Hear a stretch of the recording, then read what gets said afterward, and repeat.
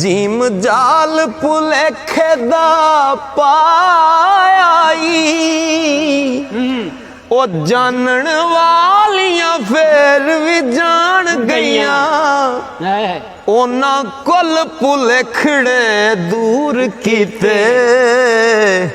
ते तेनू वेंदे आई मौजा मान गईयां